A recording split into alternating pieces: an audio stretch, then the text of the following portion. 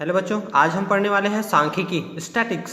और स्टैटिक्स में हमारे क्या क्या चीज़ें आते हैं ये हम पिछली कक्षाओं में भी पढ़ चुके हैं, जैसे कि माध्य, माध्यिका, बहुलक, ये सारी चीज़ें हमारे स्टैटिक्स में आते हैं। जनरली इसका प्रयोग हम कहाँ पर करते हैं? आर्थिक क्षेत्र में, जहाँ पर धन का जहाँ उपयोग किया जाता है, या सामाजिक क्षेत्र में भी उपयोग होता है, व्यापारिक क्षेत्र में भी उपयोग होता है।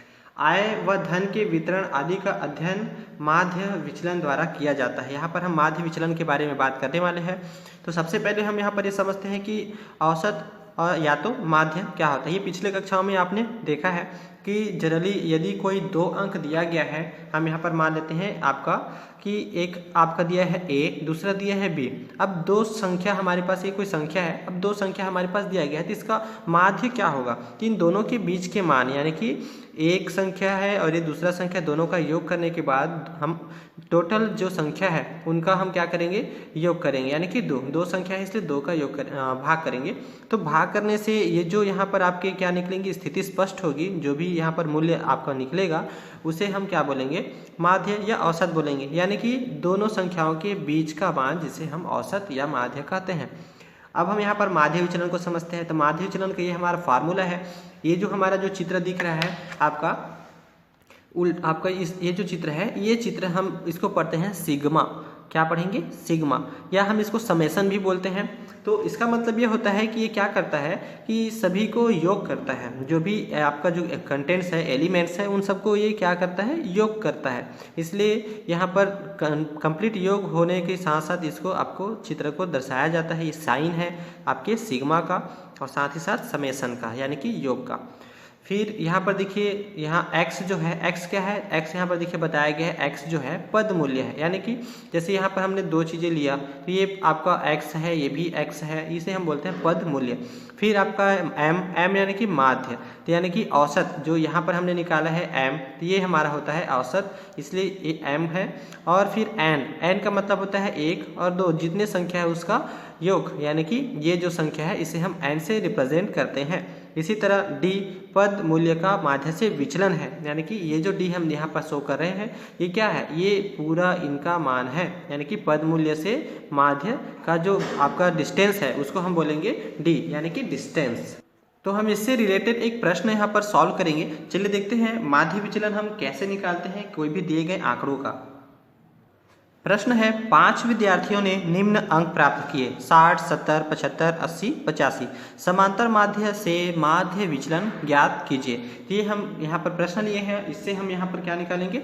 माध्य विचलन ज्ञात करेंगे। तो चलिए सबसे पहले जब हम हल यहाँ पर बनाएंगे, तो समांतर माध्य से माध्य विचलन निकाले, इसलिए सबसे पहले हम यहाँ पर क्या करेंगे? समांतर माध्य निकालेंगे। तो यहाँ हम ले लेंगे समांतर माध्य और इसको हम रिप्रेजेंट करते हैं कैपिटल M से। तो समांतर माध्य का हमारा जो फार्मूला है वो क्या हो जाएगा?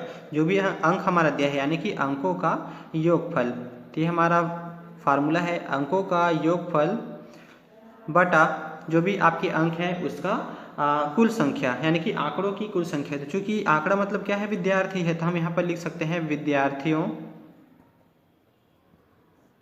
की संख्या। कितने विद्यार्थी यहाँ पर देखिए?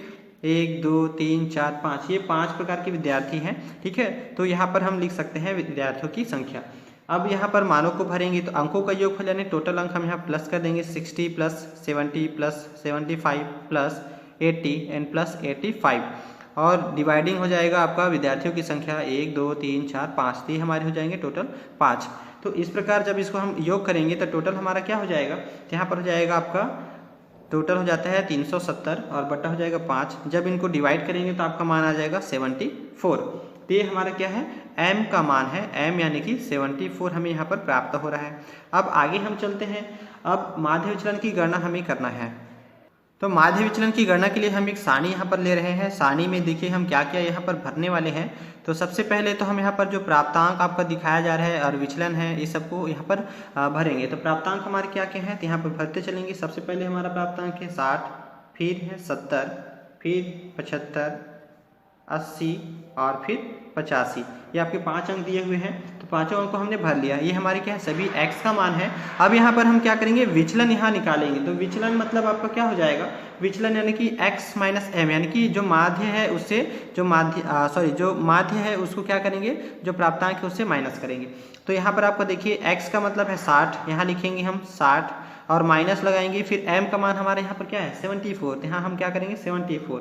इसी तरह बाकी अंकों के साथ भी हम क्या करेंगे 74 को माइनस करते चलेंगे इस तरह से। तो ये बहुत ही सिंपल काम है।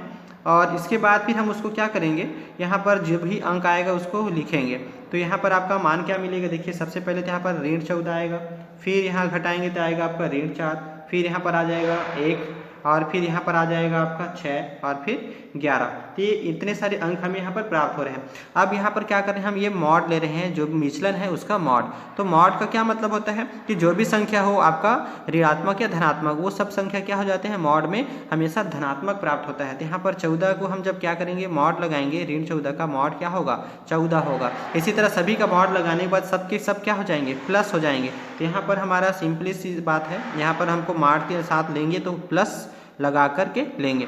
अब सभी का योग यहाँ पर हम देखिए लिखे हैं summation mod x minus M. तो यहाँ पर समेसन का मतलब होता है सम करना यानी कि योग करना। तो सबका हम योग करेंगे, योग करने से हमें यहाँ पर क्या मिलेगा टोटल, यहाँ पर हो जाएगा 14 4 18 और 1 19 19 6 25 और ये आपका हो जाएगा टोटल 36। तो यहाँ पर हम लिखेंगे 36। तो ये हमारा क्या है sigma mod x minus M का मान। अब यहाँ से हमें क्या निकलेगा, माध्य विचलन हम यहाँ से निकाल पाएंगे। तो चलिए देखते हैं। इसलिए माध्य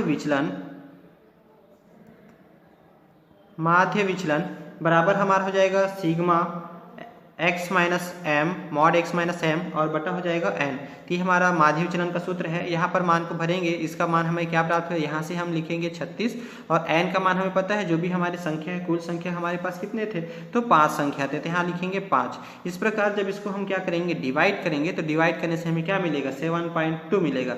यानी कि माध्य विचलन का मान हमें यहाँ पर देखिए मिल जा रहा है 7.2। ये हमारे आंसर हो जाएंगे, माध्य विचलन इज इक्वल टू 7.2।